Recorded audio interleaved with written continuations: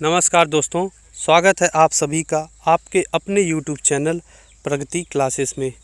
दोस्तों, इस वीडियो के माध्यम से आज हम यूपी ट्रिपल एससी पेट 2021 के पाठ्यक्रम पर आधारित हिस्ट्री के वैदिक संस्कृत से संबंधित कुछ महत्वपूर्ण प्रश्नों को देखेंगे।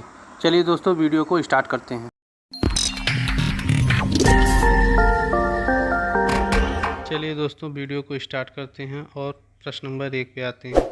आज का हमारा पहला प्रश्न है, ऋग्वैदिक या पूर्व वैदिक संस्कृत का काल किसे माना जाता है। दोस्तों, वैदिक काल को दो भागों में विभाजित करते हैं। पहला है ऋग्वैदिक काल, दूसरा है उत्तर वैदिक काल। दोस्तों, 1500 से 1000 ईसा पूर्व का जो समय है उसे ऋग्वैदिक संस्कृत का काल या ऋग्वैदिक काल कहते हैं, और 1000 ईसा पूर्व से 600 ईसा पूर्व का जो समय है उसे उत्तर वैदिक काल कहते हैं। चलिए दोस्तों, अगले क्वेश्चन पे आते हैं। अगला क्वेश्चन है, आर्य शब्द का शाब्दिक अर्थ क्या है। दोस्तों, ये जो आर्य थे वो मध्य एशिया से आए थे। इनका मूल स्थान मध्य एशिया था और ये आके पंजाब एवं अफगानिस्तान में बस गए थे। दोस्तों, आर्य शब्द का शाब्दिक अर्थ श्रेष्ठ या कुलीन था। चलिए दोस्तों, अगले क्वेश्चन पे आते हैं। अगला क्वेश्चन है, इनमें से किस फसल का ज्ञान वैदिक काल के लोगों को नहीं था। दोस्तों, तंबाकू ऐसी फसल थी जिसका ज्ञान वैदिक काल के लोगों को नहीं था। अगले क्वेश्चन पे आते हैं। अगला क्वेश्चन है, वैदिक गणित का महत्वपूर्ण अंग है। दोस्तों, वैदिक गणित का जो महत्वपूर्ण अंग है वो शूल्व सूत्र है। अगले क्वेश्चन पे आते हैं। अगला क्वेश्चन है, किस वेद में प्राचीन वैदिक युग की संस्कृत के बारे में सूचना दी गई थी। कौन सा ऐसा वेद था जिसमें प्राचीन वैदिक युग की संस्कृत के बारे में सूचना दी गई थी। दोस्तों, ये जो था ये ऋग्वेद था। ऋग्वेद ही ऐसा वेद था जिसमें प्राचीन वैदिक युग की संस्कृत के बारे में सूचना दी गई थी। चलिए दोस्तों, अगले क्वेश्चन पे जाते हैं। दोस्तों, भारत के राज चिन्ह में प्रयुक्त सत्यमेव जयते जो शब्द है वो किस उपनिषद से लिया गया है। दोस्तों, भारत के राज चिन्ह में प्रयुक्त होने वाला शब्द सत्यमेव जयते मुंडक उपनिषद से लिया गया है। चलिए दोस्तों, अगले क्वेश्चन पे चलते हैं। अगला क्वेश्चन है, ऋग्वैदिक आर्यों का मुख्य व्यवसाय क्या था। दोस्तों, ये जो ऋग्वैदिक आर्य थे इनका मुख्य व्यवसाय पशुपालन था। हालांकि कृषि का भी व्यवसाय ये लोग करते थे, यहाँ पे मुख्य व्यवसाय पूछा है तो मुख्य व्यवसाय पशुपालन था। अगले क्वेश्चन पे आते हैं। अगला क्वेश्चन है, भारतीय संगीत का आदि ग्रंथ कहा जाता है। दोस्तों, भारतीय संगीत का आदि ग्रंथ सामवेद को कहा जाता है। इसका अर्थ ही होता है गायन। अगले क्वेश्चन पे चलते हैं। अगला क्वेश्चन है, प्रथम विधि निर्माता कौन है।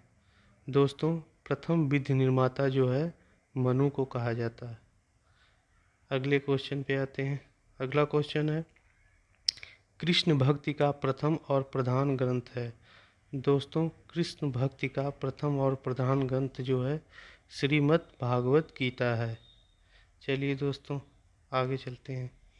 अगला क्वेश्चन है, ऋग्वेद के किस मंडल में शूद्र का उल्लेख पहली बार मिलता है। दोस्तों, ऋग्वेद के 10वें मंडल में शूद्र शब्द का उल्लेख पहली बार मिलता है। आगे चलते हैं दोस्तों। अगला क्वेश्चन है, पुराणों की संख्या कितनी है।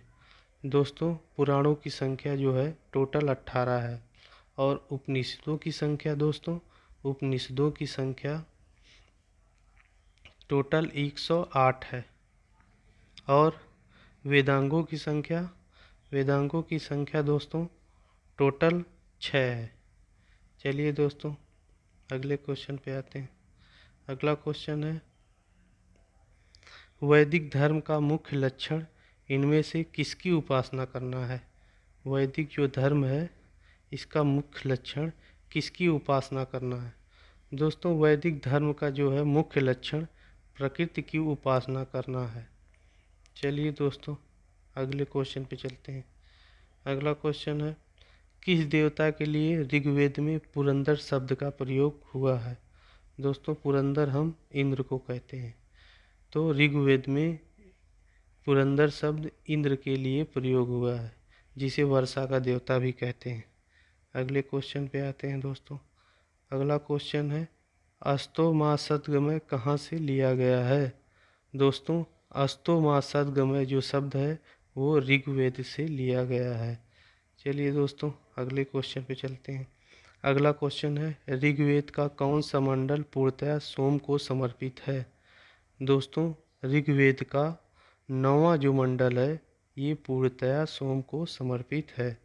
अगले क्वेश्चन पे चलते हैं दोस्तों।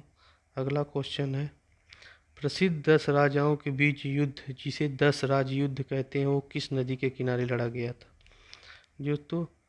ये जो 10 राज युद्ध है ये राजा सुदास और 10 राजाओं के बीच लड़ा गया था। इसका उल्लेख हमें ऋग्वेद के 7वें मंडल में मिलता है। दोस्तों, ये युद्ध परुशड़ी, जिसे रावी नदी भी कहते हैं, इसके किनारे लड़ा गया था। चलिए दोस्तों, आगे चलते हैं। अगला क्वेश्चन है, न्याय दर्शन को प्रचारित किया था? दोस्तों, न्याय दर्शन को प्रचारित करने वाले गौतम थे। गौतम ने न्याय दर्शन को प्रचारित किया था। अगले क्वेश्चन पे आते हैं। अगला क्वेश्चन है दोस्तों, प्राचीन भारत में निष्क से जाने जाते थे। दोस्तों, स्वर्ग उस समय स्वर्ण आभूषण को निष्क नाम से जाना जाता था। अगले क्वेश्चन पे आते हैं दोस्तों। अगला क्वेश्चन है, उपनिषद पुस्तक है, ये जो उपनिषद पुस्तक है ये दर्शन पर आधारित है। चलिए दोस्तों, अगले क्वेश्चन पे चलते हैं। अगला क्वेश्चन है, आरंभिक वैदिक साहित्य में सर्वाधिक वर्णित नदी है? वैदिक साहित्य में जो सर्वाधिक वर्णित नदी है वो सिंधु है। चलिए दोस्तों, अगले क्वेश्चन पे आते हैं। अगला क्वेश्चन है, उपनिषद काल में राजा अश्वपति शासक थे। उपनिषद काल में राजा अश्वपति जो थे वो के शासक थे। चलिए दोस्तों, यहीं पे वीडियो को समाप्त करते हैं। अगला वीडियो हमारा जल्द ही अपलोड होगा वैदिक संस्कृत से संबंधित। तब तक के लिए आपसे विदा चाहते हैं।